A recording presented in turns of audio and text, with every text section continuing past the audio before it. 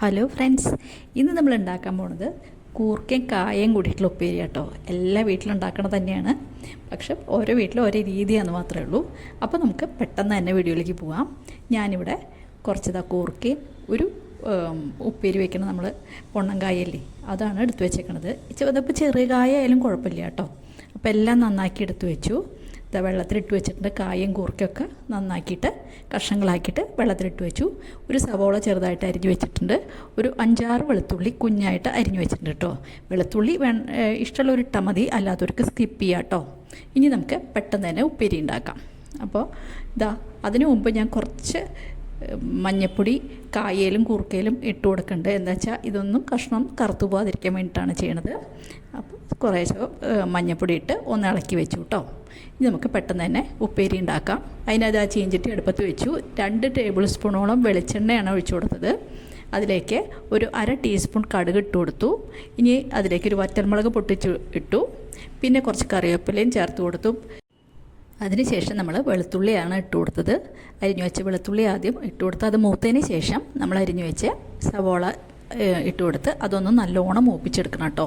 വെളുത്തുള്ളിയുടെയും പച്ച ഉള്ളിയുടെയും എന്താ പറയുക സവോളയുടെയൊക്കെ നല്ലോണം പച്ചമണം പോയി ഒന്ന് നല്ലോണം മൂത്തതിന് ശേഷം നമുക്ക് കൂർക്ക കഷ്ണങ്ങളും കായ കഷ്ണങ്ങളൊക്കെ ഇട്ട് കൊടുക്കാം. ഇപ്പോൾ ഒരുവിധം നന്നായിട്ട് മൂത്ത് വന്നിട്ടുണ്ട്. അതിലേക്ക് ഞാൻ 1/4 ടീസ്പൂൺ മഞ്ഞൾപ്പൊടി, പിന്നെ ഞാൻ ചേർത്ത് കൊടുക്കുന്നത് ഒരു 1/2 ടീസ്പൂൺ ചില്ലി ഫ്ലേക്സാണ്. നമ്മുടെ മുളക് ചതച്ചത് മേടിക്കാൻ കിട്ടുമല്ലോ പാക്കറ്റിൽ, അതാട്ടോ ചേർത്ത് കൊടുത്ത് അതിട്ട് കൊടുക്കാം. അല്ലെങ്കിൽ നമ്മൾ വലിയ മുളക് ചതച്ചിട്ടും ചേർത്ത് കൊടുക്കാം കേട്ടോ. അപ്പോൾ ഞാൻ ചില്ലി ഫ്ലേക്സ് ഇട്ട് കൊടുത്തു. അതിന് ശേഷം അതും കൂടെ നല്ലോണം മൂത്തതിന് ശേഷം നമുക്കതിലേക്ക് നമ്മൾ അരിഞ്ഞു വെച്ച് കൂർക്ക കഷ്ണങ്ങളും കായ കഷ്ണങ്ങളും ചേർത്ത് കൊടുക്കാം. അപ്പോൾ ഉള്ളിയും വെളുത്തുള്ളിയൊക്കെ നന്നായിട്ട് മൂത്ത് വന്നപ്പോൾ ഞാൻ കഷ്ണങ്ങളെല്ലാം ചേർത്ത് കൊടുത്തിട്ടുണ്ട്. ഇനി നമുക്ക് അതിലേക്ക് ആവശ്യത്തിലുള്ള ഉപ്പ് ചേർത്ത് കൊടുക്കണം. ഇനി നമ്മൾ അതിലേക്കൊരു ഒരു സ്പൂണോളം ഉപ്പ് ചേർത്ത് കൊടുത്തു കേട്ടോ. അത് നിങ്ങളുടെ ഉപ്പിൻ്റെ ടേസ്റ്റ് അനുസരിച്ച് ചേർത്ത് കൊടുത്തോളൂ. അതുപോലെ മുളക് പൊടി ആയാലും ചേർത്ത് കൊടുക്കാം. നമുക്ക് ചില്ലി ഫ്ലേക്സ് വേണമെന്ന് നിർബന്ധമൊന്നുമില്ല. മുളക് പൊടിയോ അല്ലെങ്കിൽ മുളക് ചതച്ചതോ ചേർത്ത് കൊടുക്കാം കേട്ടോ. എന്നിട്ട് നമുക്ക് നല്ലോണം ഒന്ന് ഇളക്കി കൊടുക്കാം. നല്ലോണം മസാലയൊക്കെ എല്ലായിടത്തും പിടിക്കുന്ന പോലെ നല്ലോണം ഇളക്കി കൊടുക്കുക. എന്നിട്ട് വെള്ളമൊന്നും ഒട്ടും ഒഴിക്കണ്ട. സ്റ്റൗ ഒന്ന് നല്ലോണം സിമ്മിലേക്കാക്കി വെച്ചോളൂ. ഞാൻ അതിൻ്റെ മീതെ കുറച്ചും കൂടി കറിവേപ്പില ചേർത്ത് കൊടുത്തു ഒരു മണത്തിന് വേണ്ടിയിട്ട്. എന്നിട്ട് അടച്ച് വെച്ച് നമ്മുടെ സ്റ്റൗ ഒന്ന് നല്ലോണം സിമ്മിലാക്കി പിന്നെ ഇടയ്ക്കിടയ്ക്ക് ഒന്ന് ഇളക്കി കൊടുക്കണം കേട്ടോ. അപ്പോൾ ഞാൻ ഒരു 5-6 മിനിറ്റ് കഴിഞ്ഞ് ഇളക്കി നോക്കിയപ്പോൾ തന്നെ ഒരു പകുതി വേവായിട്ടുണ്ട്. അത് നമ്മൾ കൂർക്ക കഷ്ണം എടുത്തിട്ട് കായ പെട്ടെന്ന് വേവും. അപ്പോൾ കൂർക്ക കഷ്ണം എടുത്തിട്ട് ഒന്ന് അമർത്തി നോക്കിയാൽ മതി. അപ്പോൾ അറിയാം നമ്മുടെ കൂർക്ക വെന്തുവെന്ന്.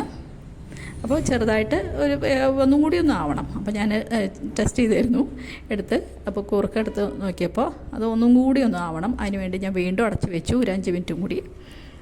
അപ്പോൾ നമ്മുടെ കൂർക്കയും കായ ഉപ്പേരി ഇപ്പോൾ തുറന്ന് നോക്കിയപ്പോൾ തയ്യാറായിട്ടുണ്ട് കേട്ടോ. നല്ലോണം മൂത്ത് അരിയൊക്കെ നല്ലോണം മൊരിഞ്ഞ് വന്നിരിക്കണു. അപ്പോൾ ഞാൻ സ്റ്റവ് ഓഫ് ചെയ്ത് നമ്മുടെ സെർവിങ് പ്ലേറ്റിലേക്ക് മാറ്റിയിട്ടോ. അപ്പോൾ എല്ലാവരും ചെയ്ത് നോക്കണം. ഇതേപോലെ ചെയ്യണവർ ആരെങ്കിലും ഉണ്ടെങ്കിൽ എനിക്ക് കമൻറ്റ് ചെയ്യാൻ വേണം കേട്ടോ. അപ്പോൾ എല്ലാവരും ചെയ്ത് നോക്കി അഭിപ്രായങ്ങളൊക്കെ പറയുക. എല്ലാവരും ലൈക്ക് ചെയ്യുക, എല്ലാവരും ഷെയർ ചെയ്യുക. ഇനിയൊരു പുതിയ വീഡിയോ ആയിട്ട് നമുക്ക് അടുത്ത് തന്നെ കാണാം.